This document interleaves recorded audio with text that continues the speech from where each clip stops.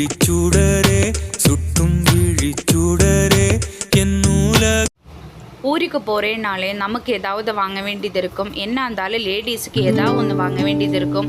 அப்போ பார்த்தப்போ தான் கிளிப்பு இல்லை, ஸ்லைடு இல்லை அப்படின்னெல்லாம் யோசித்து ஹேர் பின் எல்லாம் வாங்கலான்னு போனேன்.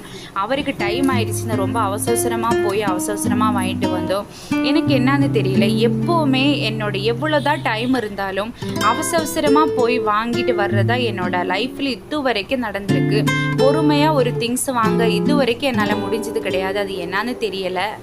ரொம்ப சிறப்பாக விநாயகரை எல்லாம் வீட்டில் கும்பிட்டு சாமி கும்பிடலான்னு நினச்சிட்டு இருந்தேன். ஆனால் முடியாமல் போச்சு. இந்த வருஷம் எனக்கு விநாயகர் சதுர்த்திக்கு சாமி கும்பிட முடியாது.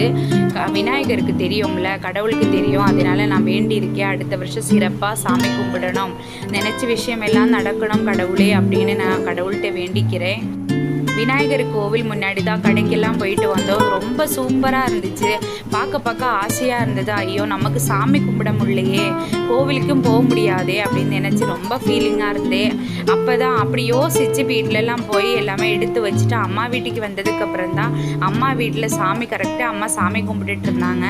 சாமி கும்பிட்டு விளக்கெல்லாம் போட்டு வச்சு ஆரத்தி எடுத்துகிட்டு இருந்தாங்க. ரொம்ப சூப்பராக இருந்துச்சு, ரொம்ப மகிழ்ச்சியாக இருந்தது. அம்மா சாமி கும்பிட்றதெல்லாம் பார்த்துட்டு கொஞ்சம் நேரம் டைம் ஸ்பெண்ட் பண்ணிவிட்டு அதுக்கப்புறம் அங்கேருந்து வேகமாக கிளம்பிட்டேன். ஏன்னா நைட்டு கொஞ்சம் லேட் ஆனாலும் பரவாயில்ல, ஊருக்கு போகலாம், அதுக்குள்ளே ட்ரெஸ் எல்லாம் எடுத்து வைக்கணும், அதனால லேட் ஆகிடுமோ அப்படின்னு அப்போவே கிளம்பியாச்சு வீட்டில் இருந்து, அம்மா வீட்டிலேருந்து. என்னால் தான் சாமி கும்பிட முடியல. நீங்கள் எல்லாருமே சூப்பராக சிறப்பாக சாமி கும்பிடுங்க. எல்லாம் உங்களுக்கு நல்லதே நடக்கட்டும். ஓகே, பாய்.